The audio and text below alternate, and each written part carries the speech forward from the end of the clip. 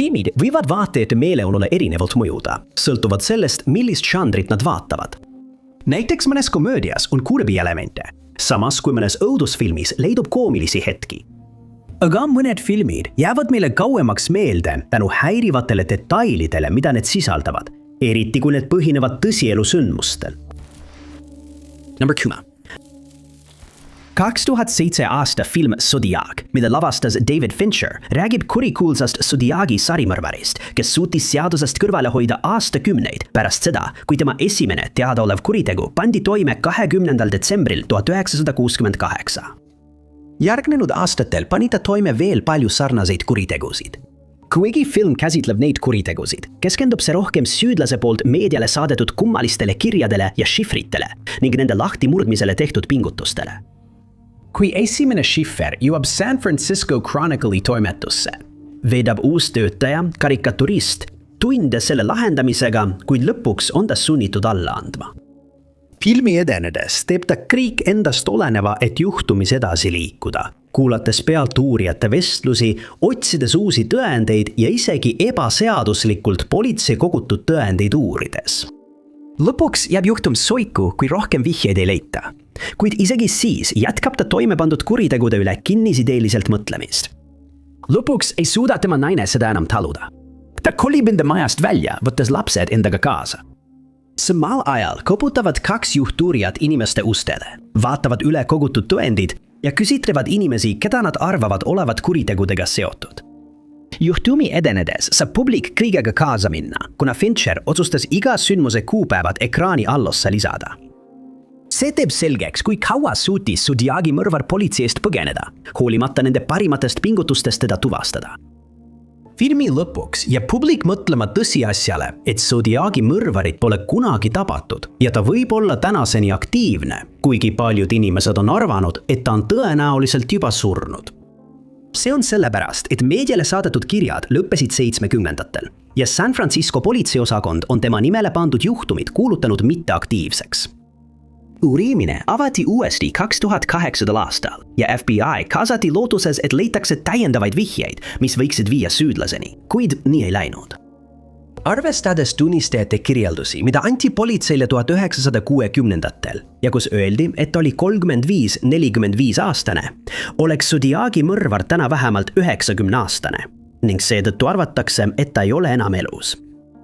Peamine kahtlusalune Arthur Lee Allen suri 1992 aastal, kuid ta polnud ainus, keda kahtlustati.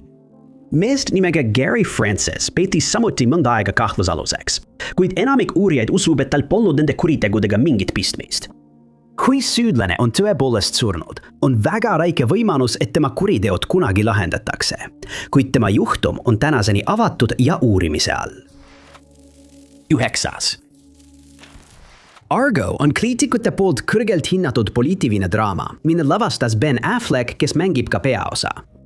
See ilmus 2012 aastal ja seda peeti alguses meistriteoseks tänu selle detailsele kujutamisele CIA missioonist, mille eesmärk oli päästa 6 diplomaati, kes peitsid end Teheranis Iraani pantvangi kriisi ajal. Kuid üsna pea tuli ilmsiks, et Affleck oli võtnud loo kujutamisel palju loomingulisi vabadusi ning suur osa filmist oli ajalooliselt ebatäpne. Meedias nimetati seda operatsiooni Canadian Caperiks, kuna selle riigi valitsus mängis toimunud sündmustes suurt rolli. Kõik algas 1979 aasta Iraani islamirevolutsiooni alguses. Kui see juhtus, otsustas Iraani šah Mohammad Reza Pahlavi, kes oli nautinud USA valitsuse toetust, oma elu pääsmiseks põgeneda. Nähes selles võimalust, otsustasid imaami liini moslemitest üliõpilased tormata USA saatkonda Teheranis ning 10 diplomaadid võeti pantvangi, nõudes, et šah toodaks riiti tagasi kohtu alla andmiseks. Nende seisukohti kordas peagi ka uus Iraani valitsus. Kuid oli 6 diplomaati, kellel õnnestus põgeneda. Nendeks olid Robert Anders, Cora Embry-Lyjak, Mark Lyjak, Joseph Stafford, Kathleen Stafford and Lee Schatz. Nad otsisid varjupaika Kanada valitsused ning neid varjasid 2 Kanada diplomaati, Ken Taylor ja John Sheardown. Nad meenutasid, kuidas Iraani tudengid ronisid saatkonna müürile, kuid töötasid eraldi hoones ja suutsid märkamatult minema lipsata. Kahdelle grupi liikmele öeldi, et nad kõnniks Briti saatkonda ning teine grupp, kes otsustas minna teist teed, leiti kiiresti üles ja toodi tagasi konsulaati. Kui esimene grupp Briti saatkonnale lähenes, mõistsid nad, et väljas oli kogunenud suur hulk meeleavaldajaid. Meelevaldajad olid otse grupi ja saatkonna vahel, nii et Anders ütles neile, et nad läheksid hoopis tema koju, mis oli lähedal. Järgmise 6 päeva jooksul magas grupp ühes majas enne kui kolis järgmisse, lootuses oma jälitajate eest põgeneda. Seejärel võttis Anders ühendust Sheerdowniga, kes töötas immigratsiooniametnikuna ja kogu grupile öeldi, et nad koliksid tema koju. 5 diplomaati saabusid sinna 10. novembril ja neid tervitas Kanada suursaadik Ken Taylor. 2 grupi liiget viidi Taylori majja, samal ajal kui ülejäänud 3 jäid Sheerdowni juurde.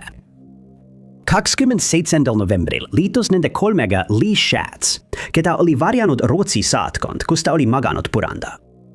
Järgnevatel nädalatel hoidsid diplomaadid madalat profiili ja 27. jaanuari 1980 hommikul sõitsid nad Maribadi rahvusvahelisse lennujaama. Nad suutsid turvakontrollist läbi pääseda ja astusid lennukile, mis suundus Zürichi, Šveitsi, enne kui lõpuks koju jõudsid. Enamikul inimestel ei meeldi Afflecki versiooni nende sündmuste viimased umbes 20 minutit. Diplomaatide põgenemisega seotud sündmusi peetakse üledramatiseerituks, kuid isegi Iraani vaatajad on selle filmi suhtes vastumeelsust üles näidanud. Nad tunnevad, et Iraani tegelasi kujutatakse täiesti ühemõõtmelistena ja kõrvale heidetutena, justkui neil poleks olnud mingit rolli tegelikes sündmustes. Nad lisasid, et tegelased olid kujutatud tsiviliseerimatute ja vihastena. Ja lisaks sellele on Kanada osalus filmis suuresti ulustatud ning esiplaanile tõuseb USA valitsus koos CIA-ga. Number 8. Rush on 2013 aasta edulooline spordifilm, mis keskendub 2 vormel 1 piloodi, Briti James Hunti ja austerlase Niki Lauda pingelisele rivaalitsemisele. See rivaaritsemine jõudis haripunkti 1976 aasta hooajal ning F1 fännid olid põnevil, et näha, kuidas see kõik välja kujuneb. Kuid nende inimeste sõnul, kes olid kahele piloodile lähedal, on Ron Howardi filmis sündmusi filmi huvides liialdatud ning paljud jäid pettunuks, sest nende arvates jättis see plekki ühe spordiala ikoonilisema rivaalitsemise mainele. Aastatel 1975 ja 1977 võitis maailmameistrivõistlused Lauda ning Hunt tuli võitjaks 1976. aasta sõitjate maailmameistrivõistlustel. Sel ajal sõitis Lauda Ferrari eest ja Hunt võistles McLareni meeskonnas. Samal aastal sattus Lauda väga hirmutavasse avariisse Nürburgringi rajal vihmastes tingimustes, mis tekitas talle tõsist muret. Ta soovitas võistlus edasi lükata, kuid tema palved jäid tähelepanuta ning kurvi läbides purunes tema auto üks juhthoobadest. See põhjustas auto otsese kokkupõrke valliga, mille järel auto sittis põlema. Kaasvõistleja aitas tal autost välja tulla ning ta kaotas 6 nädalat F1 hooajast, kuid paranes täielikult. Pärast seda Hunti ja Laudase rivaalitsemine ainult süvenes. Oma esimesel võistlusel pärast naasmist lõpetas ta 4. Itaalia Grand Prix'l, samal ajal kui Hunt ei suutnud lõpetada. Selle aasta oktoobriks lahutas neid vaid 8 punkti ning hooaja lõpuks võitis Hunt vaid 1 punktiga. Vastupidiselt levinud arvamusele, osaliselt tänu filmile, olid Lauda ja Hunt head sõbrad ning jäid selle ikoonilise vastasseisu järel ka edaspidi sõpradeks. Seetõttu on paljud inimesed juhtinud tähelepanu filmi ebatäpsustele. Filmis ulatub nende rivaalitsemine tagasi aega, mil mõlemad sõitsid vormel 3-s. Aga tegelikkuses ei kohtunud nad selles sarjas kunagi omavahel. Seda möödalaskmist on lihtne unustada, arvestades, et kõik ei mõista erinevaid olemasolevaid sarju, kuid filmitegija peaks seda siiski teadma.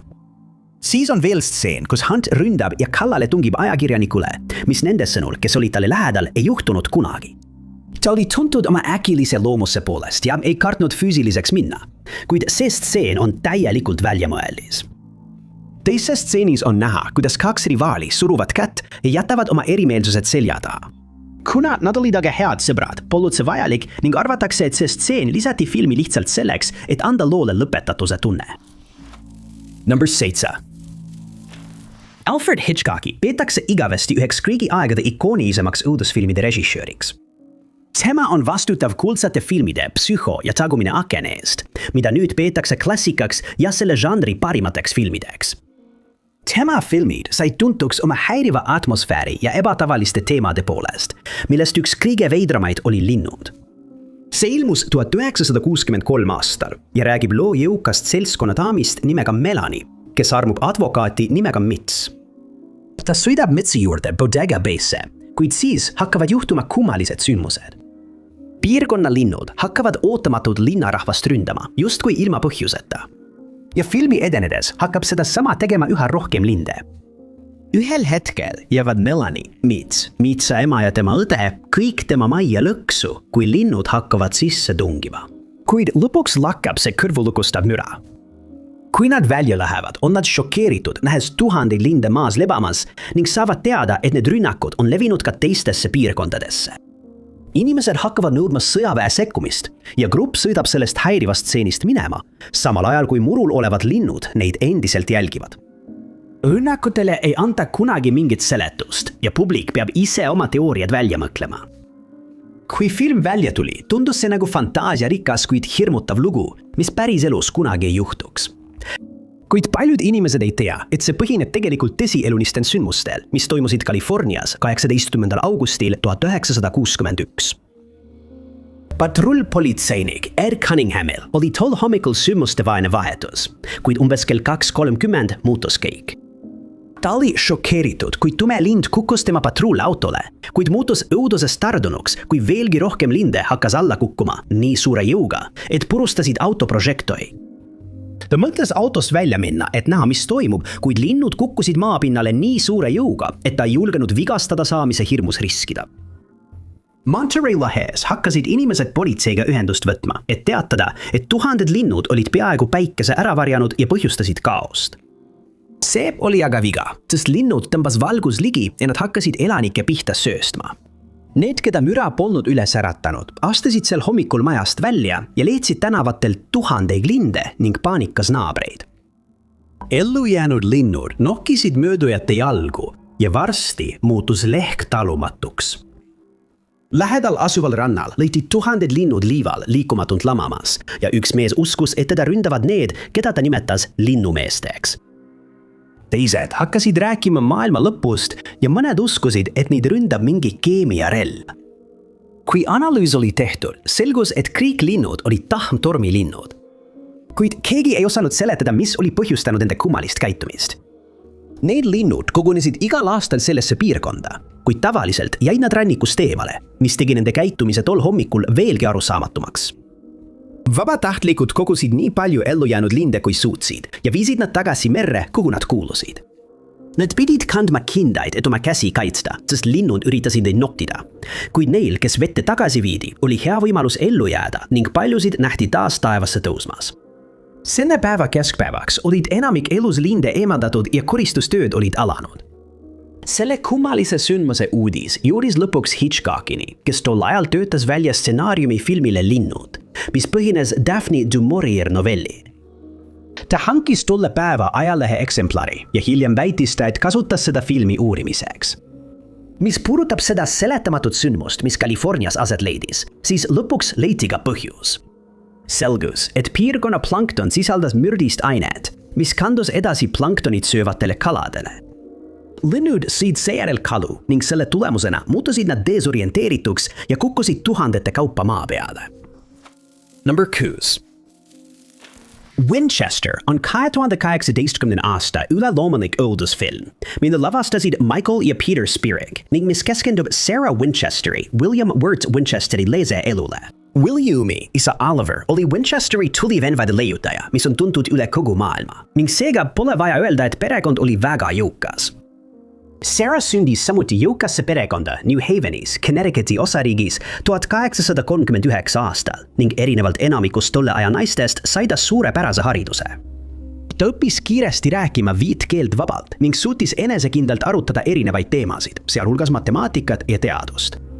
Tänu oma intelligentsusele ja ilule sai ta hüüdnimeks New Haveni kaunitar ning peagi jäi ta silma ühele oma perekonna naabrile, William Winchesterile. Nad armusid ja abiellusid ning kõigi sõnul oli see väga õnnelik suhe. Neil sündis lõpuks tütar nimega Annie, kuid ta sündis ravimatute terviseprobleemidega, mis tähendas, et ta elas vaid mõned nädalad. See tragedia mõjutas Sarat mõistetavalt sügavalt ning aastate möödudes muutus ta üha eraklikumaks. Vahepeal hakkas Winchesteri perekond, kes oli seni juhtinud rõivafirmad, hoopis tulirelvadele keskenduma. Kui relvad olid täiuslikuks muudetud, muutusid need erakordselt populaarseks. Ja peagi sai Winchesteritest oma valdkonna juhtiv nimi. Williami isa suri 1880 aastal ja paar jäi sellest vapustatud. Asja tegi veelgi hullemaks. See, et Williamsil diagnoositi tuberkuloos ja vaid aasta pärast isa surma kaotas ka tema oma elu. Kuigi Sara jäi murest murtuks, pidi ta pärima poole perekonna varandusest, mis ulatus umbes $20 miljonit. See oli tol ajal tohutu summa. Raha ei leevendanud tema kurbust kuigivõrd ning ta hakkas külastama meediumit, kes ütles talle, et ta peab kolima läände, et alustada uut elu. See külas nagu hea nõuanne, kuid meedium andis talle ka hoiatuse.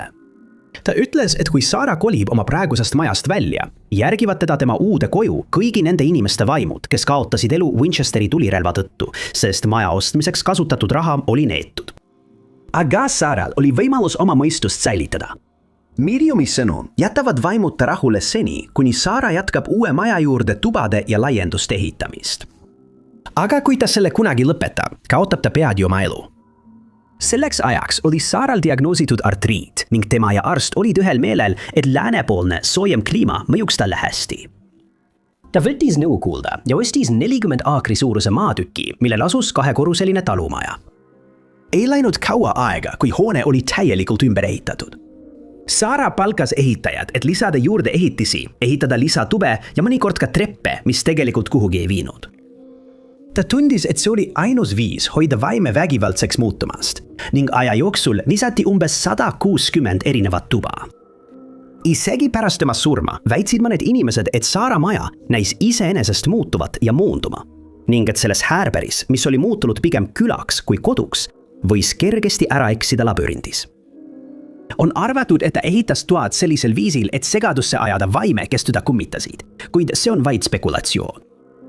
Sara suri 1922 aastal ja tänapäeval on Winchesteri maja sama salapärane kui alati, sest paljud inimesed on kinnistut külastades kogenud seletamatuid sündmusi. Number 50. Plahvatusohtlike lõhkekehade kahjutustamise meeskonna liikmeks saamine nõuab erilist tüüpi inimest ning just sellele keskendubki film Ohtlik ülesanne. See on äärmiselt ohtlik töö, mis nõuab suurt keskendumist ja tehnilist arusaamist. Filmi, mille lavastas Catherine Bigelow, võeti pärast selle ilmumist 2006. aastal hästi vastu ning see oli ka kinodes edukas. See võitis 6 Oscarit, millest 1 anti parima filmi eest. See sisaldab pingelisi stseene, kus meeskond liitab Iraagi sõja ajal lõhkeseadelisi kahjutuks teha ning on selgelt näha, millist mõju see töö meeskonnale avaldab. Paljud inimesed peavad seda täpseks kujutiseks missioonidest, mida sellised meeskonnad sõja ajal täidavad. Kuid üsna pea hakkasid sõjaveteranid filmi suhtes rahulolematust väljendama. Esimene kriitika puudutas seda, kuidas Bigelow kujutas sõjaolusid. Vähemalt ühes stseenis näidatakse, kuidas üks lõhkekehade kahjutustamise meeskonna liige kahjutustab sellist seadet traadilõikuritega, nagu filmides sageli tehakse, kuid see ei vasta tegelikkusele. Tegelikus olukorras ei seaks meeskond kunagi ühegi oma liikme elu ohtu ning seadme lõhkamise või kahjutustamise jaoks kasutatakse roboteid. Üks veteran kirjeldas seda stseeni kui olukorda, kus tuletõrjuja läheks põlevasse hoonesse pihustipudeliga. Siis on seal veel staabiseersant Jamesi tegelaskuju. Ta seab pidevalt ohtu enda ja oma meeskonna elu oma tormaka ja ettearvamatu käitumisega ning teda nähakse isegi töötamas ilma igasuguse kaitsevarustuseta. Tegelikul missioonil peab iga otsuse kinnitama mitu meeskonna liiget, et tagada õige protseduuride järgimine ja luua äärmiselt ohtlikus keskkonnas võimalikult turvalised tingimused. Filmis kujutatud ebaprofessionaalsuse pärast tunti samuti mured. Ühel juhul lahkub James baasist ja läheb lähedal asuvasse külla, et kohalikele elanikele kätte maksta, rünnates neid füüsiliselt. Veteranid väidavad, et see oli äärmiselt sobimatu, sest iga sõdur, kes sellise teo toime paneks, vabastataks sõjaväest tsiviilisikute ründamise ja vigastamise eest sõjatsoonis. Nad tundsid ka, et see kimmistas stereotüüpi, nagu oleks kõigil ameeriklastel tulirelvad ja nad tahaksid neid võimalikult tihti kasutada, mis tegelikult ei vasta tõele. Ei läinud kaua aega, kui film põhjustas kohtuvaidlusi, kui üks mees, vanemsersant Jeffrey Sarver, hakkas väitma, et film põhineb tema elu ühel perioodil. Kuna film põhineb tõesti sündinud lool, tundis ta, et talle tuleks selle eest hüvitist maksta, kuid tal oli veelgi kaebusi. Ta lisas, et tema tegelaskuju oli filmis valesti kujutatud ja teda oli laimatud. Aga filmi produtsendid väitsid, et see põhines tõepoolest päris sündmustel, kuid nad said inspiratsiooni mitmed erinevalt inimeselt, mitte ainult Sarveri kogemustest. Sarver esitas kohtuhagi, kuid kaotas lõpuks. Järgnenud aastatel on Iraagi sõjaveteranid jätkanud filmi The Hurt Locker kritiseerimist, kuna nende arvates annab see vaatajatele vale mulje sellest, milline on töö nii ohtlikes ja pingelistes tingimustes sõja ajal. 4. kohal on veel üks film, mis on pälvinud pettunud ajaloolaste kriitikat, on kuulus Vapra süda, mis vallutas maailma, kui see 1996 aastal välja tuli. Seda lavastas peaosatäitja Mel Gibson ning kuigi film on saanud palju kriitikat, on see endiselt paljude kinofännide lemmik. Film jutustab William Wallace'i loo, kes oli 13. sajandi Šoti sõdalane ja püüdis lõpetada kuningas Edward I soovi vallutada Šotimaa. Filmi alguses abiellub Wallace salaja oma küla naise Moragiga, kuid peagi tabab neid tragöödia. Kuninga mehed tungivad külla ja võtavad Moragi elu, mis ajab Wallace'i raevu. Ta otsustab alustada mässu krooni vastu ning suurema osa filmist näeb teda kättemaksu võtmas kriigi peal, kes talle ette jäävad. Ta võidab mitmeid lahinguid koos oma meestega, sealhulgas Stirlingi silla lahingu, kuid lõpuks reedavad teda Šoti lojaalsed ja annavad ta inglaste kätte. Ta hukatakse ja sellest hetkest alates saab temast Šoti iseseisvuse märter. Pole kahtlustki, et see on vägivaldne, südantlõhestav ja emotsionaalne film, kuid paljud ajaloolased on selle vastu sõna võtnud, kuna see sisaldab palju ajaloolisi ebatäpsusi, mida nad ei saanud tähelepanuta jätta. Ühes humoorikas käsitluses neist vigadest kirjutas autor nimega John O'Farrell.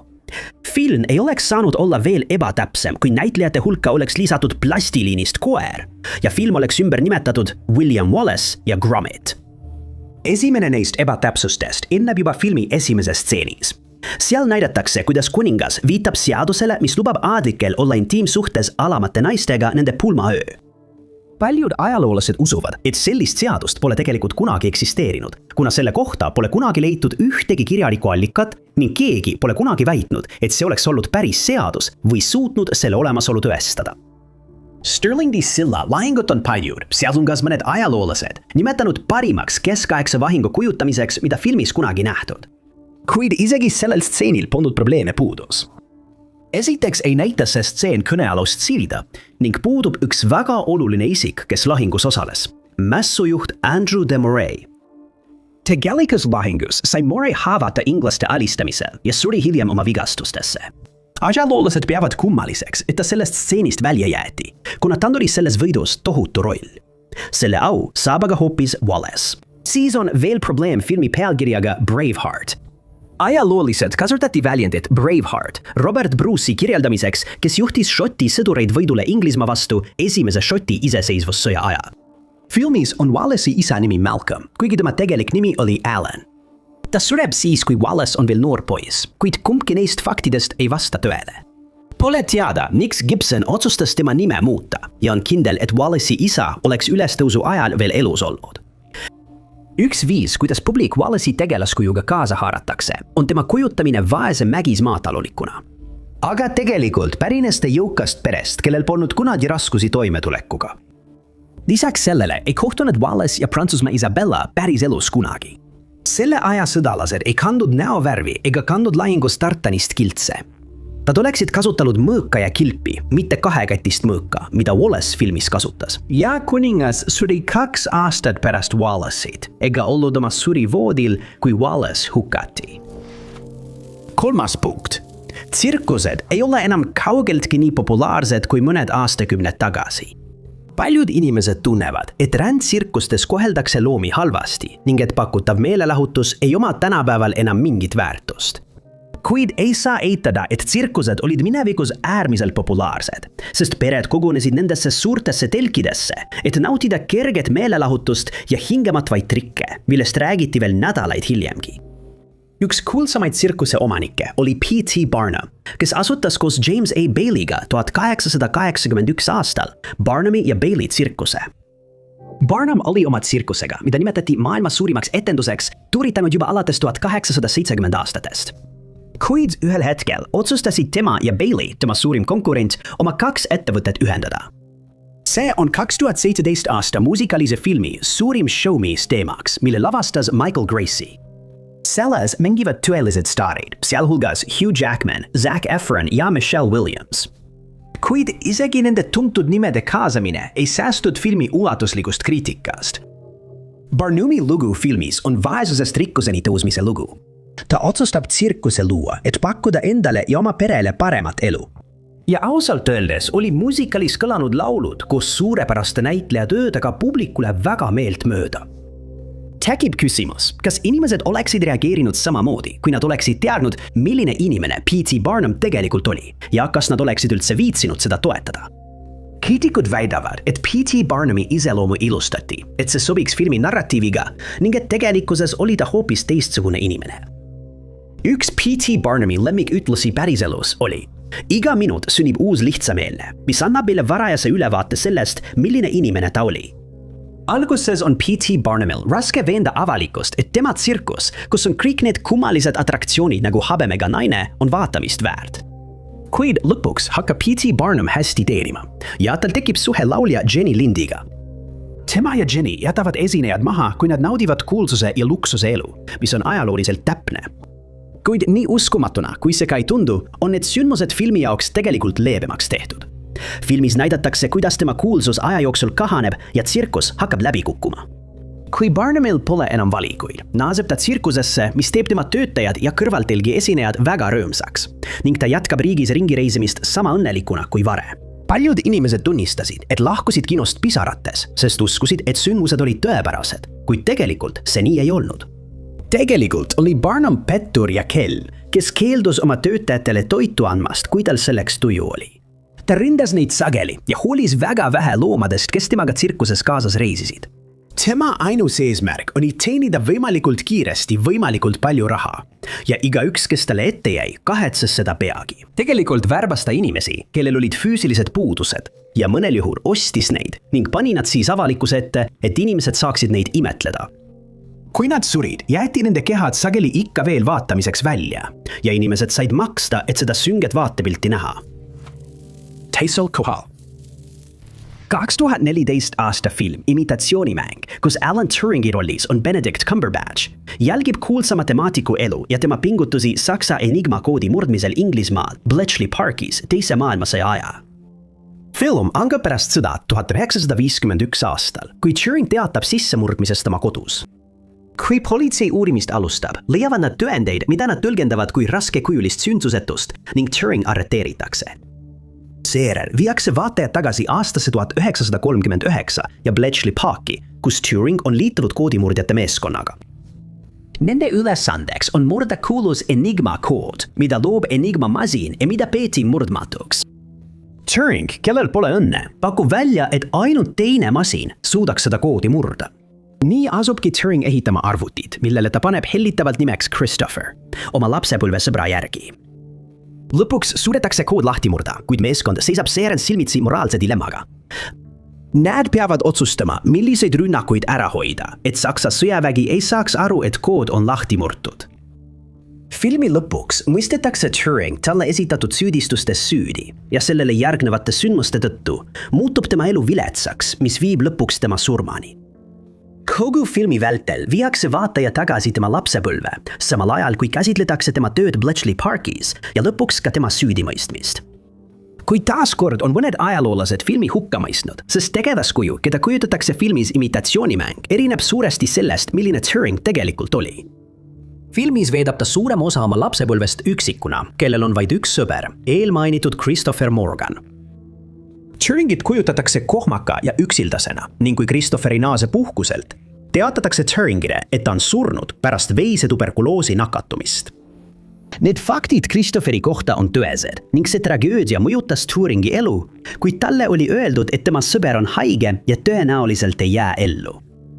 Tema perekond kinnitas samuti, et kuigi Turing oli lapsena tõesti veidi kohmakas, ei olnud ta kunagi nii üksildane ega eraklik, nagu film meid uskuma paneb. Siis on veel romantika Turingi ja Joanne Clarki vahel, mis on ajaloolasi veelgi enam ärritanud. Filmis saab temast Turingi tunnete keskpunkt ning vaatajale jääb mulje, et ta armub temasse. Kuid tegelikkuses ütles ta Clarkile, et teda huvitavad mehed ja Clark võttis selle probleemideta omaks. Mis puudutab koodi murdmismasinad, siis algselt nimetati seda pommiks ja lõplikku versiooni hüüti võiduks. Masinad, mille Turing päriselus lõi, nimetati universaalseks Turingi masinaks ja kumbagi neist ei nimetatud kunagi Christopheriks. Veel üks ebatäpsus on see, et Nõukogude spioon John Cairncross töötas Turingi meeskonnas, kuigi tegelikult töötas ta hoopis teises rühmas. On palju tõenäolisem, et need kaks meest ei kohtunudki kunagi ning Turing ei varjanud kunagi fakti, et Cairncross andis teavet välja. Kõike seda arvestades leiavad paljud ajaloolased, et see film poleks tohtinud üldse ilmuda, kuna see annab Turingi elust vale pildi ja näitab teda halvas valguses. Number 8. Kui film Kaunis meel esmakordselt 2001. aasta detsembris välja tuli, vallutas see kogu maailma. Selle režissöör Ron Howardit kiideti selle eest, kuidas ta jutustas matemaatiku John Nashi eluloo ja raskustest, millega ta silmitsi seisis pärast skisofreenia diagnoosi saamist. Päriselu John Nash, keda filmis käestab Russell Crowe, sündis Bluefieldis, Lääne-Virginias. Kui sai selgeks, et on matemaatikas andekas, korraldasid tema vanemad talle võimaluse osaleda selle aine edasijõudnute tundides. Pärast keskkooli lõpetamist õppis ta Carnegie Tehnoloogia Instituudis, kus ta õppis keemiatehnikat. Seejärel hakkas ta keskenduma keemiale, kuid pärast seda, kui üks tema professoritest, John Lighton, julgustas teda seda tegema, vahetas ta oma eriala matemaatika vastu. Lõpuks lõpetas ta bakalaureuse ja magistrikraadiga matemaatikas, pärast mida asus ta õppima Princetoni ülikooli, kus ta jätkas teaduse ja matemaatika õppimist. Selleks ajaks peeti teda juba geeniuseks ning ta hakkas töötama Nashi tasakaaluteooria kallal, mis kujunes osaks mänguteooriast. 1959 aasta, kui Nash oli 30-aastane, hakkas ta märkama muutusi oma käitumises, mida ta hiljem kirjendas paranoiana. Ta hakkas uskuma, et iga mees, keda nähti punast lipsu kandmas, kuulus krüptokommunistliku parteisse ja et nad vandenõutsesid tema vastu. Seejärel hakkas ta kirjutama mitmetele saatkondadele Washingtonis, et teavitada neid omaenda valitsuse loomisest ning kuulutas end Antarktika keisriks, kuna ta uskus, et pärib selle tiitli. Ta hakkas ühiskonnast eemalduma, koges hallutsinatsioone ja luululist mõtlemist ning pärast arstiga konsulteerimist diagnoositi tal skisofreenia. Järgmise 9 aasta jooksul veetis ta aega vaheldumisi vaimse tervise asutustes, kuid tema seisund hakkas paranema alles pärast 1970 aasta, kui ta keeldus rohkem ravimeid võtmast. Nashi tasakaal muutis majandusteadust ja matemaatikat ning ta sai oma töö eest tunnustuse 1978 aastal, kui talle anti John von Neumanni teooriapreemia. 1999 pälvis ta Leroy P. Steele preemia oma panuse eest matemaatikasse. Ta võitis ka Nobeli majanduspreemia, kuid hiljem ütles, et oleks andnud palju suurema panuse, kui tal poleks olnud vaimseid probleeme. Ja just siin jääb film kriitikute sõnul alla. Esiteks, Nash ei näinud kunagi kujuteldavaid inimesi, nagu ta teeb filmis. See ei ole skisofreenia tüüpiline tunnusjoon ning seda viga peetakse Howardi eksiarvamuseks selle seisundi kohta. Ühes stseenis, mis toimub 1994 aastal, ütleb Nashi tegelaskuju, et ta on otsustanud võtta uuemaid ravimeid, mis on saadaval. Kuid nagu varem mainitud, ei võtnud ta pärast aastat 1970 skisofreenia vastu enam ühtegi ravimit. Ta ei pidanud ka Nobeli auhinna tseremoonial kõned. Tegelikult võttis ta auhinna tänulikult vastu, kummardas publikule ja lahkus lavalt ütlemata ainsatki sõna. Lõpuks lahutas Nash ja tema naine Alicia 1963 aastal ning tal sündis poeg teise naisega.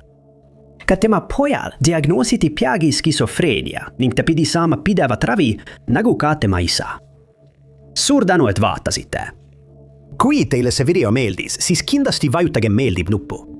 Ärge unustage ka tellida ja vajutada teavituskella, et olla kursis kõigi meie uute videotega. Minu nimi on Top 5 Unknowns ja kohtume järgmises videos.